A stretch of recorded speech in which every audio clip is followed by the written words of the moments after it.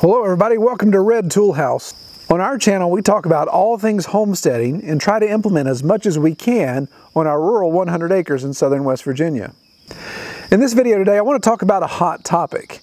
And speaking of hot topics, last week's episode 124, where we talked about gray market tractors, really sparked a lot of conversation amongst a lot of you all. I didn't realize how passionate people were about tractors. And some of you are extremely passionate about tractors. In fact, it makes me wonder, do you kiss your mama with that mouth? Some of y'all don't mind using some expletives in your comments. It's the internet. What do you expect? Well, today's hot topic is going to be part of a series I'd like to come back to every once in a while. We won't do them all in a row. We'll come back and visit them as we need to. But it really deals with a question I see pop up everywhere. I see it on the homesteading forums on Facebook. I see it on YouTube channels. I see it on our own comments coming through our website. And that's the question of, how do I get started homesteading? And obviously that's an extremely loaded question. There's so much to unpack from that question. But I think the first thing we have to do is we have to define homesteading. And if you even try to define homesteading, that can get controversial. But let's start here. I found a definition on Wikipedia of all places, but I really like it. I think it sums it up quite well. Homesteading is a lifestyle of self-sufficiency. It is characterized by subsistent agriculture, home preservation of food, and may also involve the small-scale production of textiles, clothing, and craftwork for household use or sale. Homesteading is usually differentiated from rural village or communal living by isolation of the homestead. And I like this part here. Modern homesteaders often use renewable energy options, including solar electricity and wind power. Many also choose to plant and grow heirloom vegetables and to raise heritage livestock. Homesteading is not defined by where someone lives, such as in the city or the country, but by the lifestyle choices they make.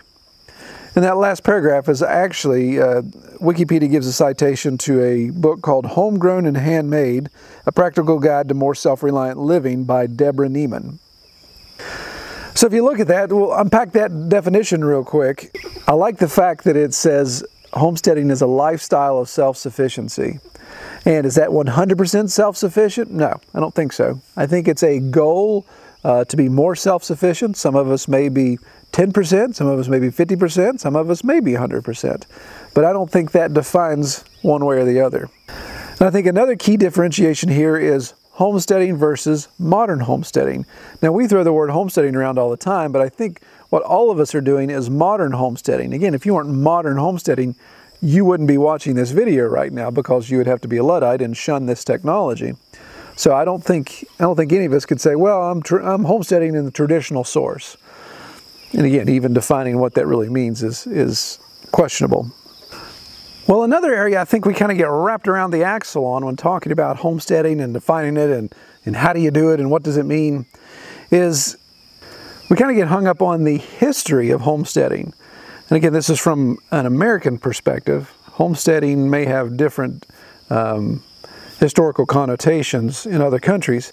But if you go back and look at the Homestead Act of 1862, that was taking place during the Civil War. There's a lot of political reasons as to why that Homestead Act was enacted. In fact, the South fought it dramatically. They didn't want the Homestead Act to pass because they knew a lot of new states would be free states and they would be outnumbered when it came to the issue of slavery. Not a great time for our country, obviously. The Homestead Act of 1862 was simply an opportunity for people to claim up to 160 acres of land in the Western Territories of the United States if they could live on it for 5 years. They would also have to pay a small registration fee. If they wanted to, they could fast track that and purchase the land after living on it for 6 months, but they'd have to pay $1.25 an acre.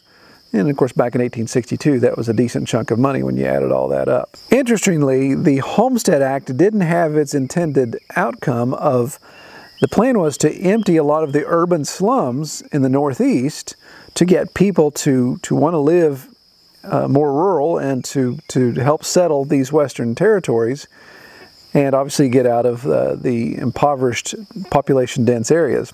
It didn't really work out because, granted, a lot of people did take advantage of the Homestead Act, but they weren't coming from the slums and from the highly population dense areas. They quickly discovered that it obviously still takes money. Even though you've got free land, it still takes money to homestead that. I think we could all raise our hand and testimony to that as well. Just because you got land doesn't mean you've got the money and the resources to start homesteading and living a self-sufficient life.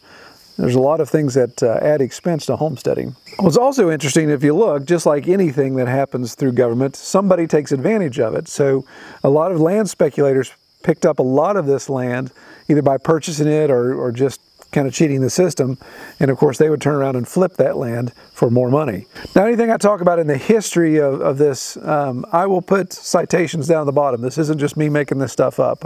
This is from research done. So I will cite references in the video description below. Well, you know, the internet is an incredible resource when it comes to anything, but it's really fun. I had a good time just going through and looking at the history of the Homesteading Act. The Library of Congress has thousands, if not tens of thousands, of newspapers digitized and available on the internet for you to search. And these newspapers go back to the 1700s, all the way up to, I think, 1960 something. So it was a really great resource, and you can use, I'll post a link down below of how you can access that. But you can actually do a word search. They've done OCR, optical character recognition, on every single one of those newspaper prints. So you can actually search keywords, names, whatever the case may be, and get the results from these thousands of publications over the course of almost 200 years. It's pretty cool. So while digging around on the Library of Congress's website, I found, out of thousands of newspaper articles, I found this one I thought was interesting. This is from a newspaper called the Big Blue Union. And you can see here in the masthead that it's Marysville, Kansas, Saturday, December 27th, 1862. Having a printing background, this impresses me because I think of all the effort it took to set all this type just for this front page.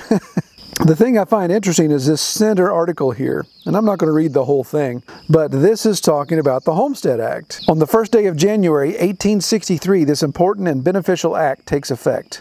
From that time, any person, male or female, being the head of a family, or a young man 21 years of age, or a young man under that age, where he has served in the Army of the United States 14 days, can, on the payment of $10 and the office fees, enter 160 acres or less quantity of any of the public land not appropriated as his homestead.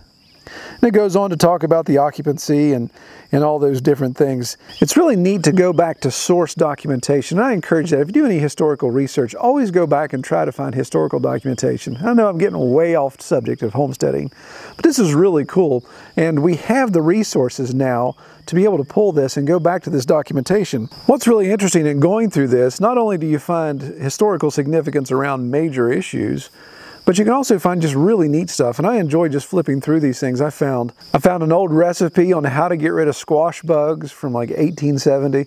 So it's really neat to go back and look through this. So what's the importance of pulling this historical element? Well, again, it's putting things in context, and I think as we today discuss what homesteading is, we get wrapped around the axle and say, well, homesteading really is free land from the government. You're not homesteading if you didn't get free land.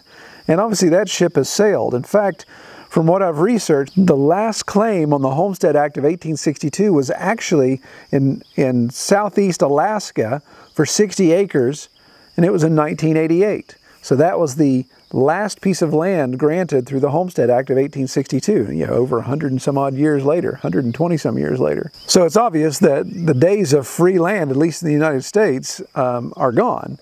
So if you're going to be a purist and say, well, homesteading is defined by getting free land, then none of us are homesteading, obviously, because, again, that ship has sailed. So if we go back to the original question that somebody asked of how do I start homesteading, again, I think you have to define homesteading, but define it for yourself. What is the goal? I don't think if you're going to say, well, I'm going to homestead based upon these guidelines that somebody else has defined, I don't think that's a good way to go at it.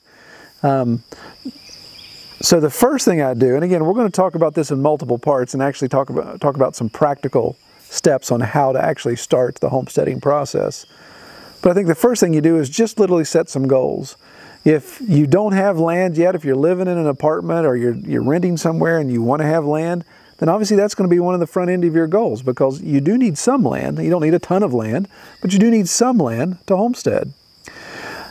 You also need to set goals of what am I going to do financially? What am I going to do for self-sufficiency when it comes to food, when it comes to clothing, all those type of things. I don't recommend diving in head first and saying, I'm not going to eat anything I don't grow, and I'm not going to wear anything I don't make, or I'm not going to do, I'm going to quit my job and I'm going to try to live off the land. Again, there's some people that do that and they can pull it off, but that's the vast minority of people that do that. Set goals small and take it from there. I hope you guys enjoy this type of discussion. If you do, comment below. Again, this isn't going to be a series that I run consecutively in our 3 videos a week. We'll jump around a little bit, but I do appreciate the conversation. You all do a great job of commenting below. We'll get some really good discussion going in the comments. Some of you guys even take that over to our website and use our contact form, and we get some discussions kind of offline going, and I really appreciate that. If I've got the time to sit down and go through that, man, I enjoy it. I get a lot out of it. I hope you all get a lot out of it too. So give us a thumbs up. Comment below if you like this type of stuff. Obviously, we'll get back into tractors and chickens and pigs and do all that stuff. We've got a lot of that going on still, but just want to have a little mix up here of topic discussions on the channel. Well, be sure to check us out 3 times a week, Monday, Wednesday, and Friday, every afternoon at 4:30 p.m. Eastern. And be sure to check out our website, redtoolhouse.com. All right, take care, everybody.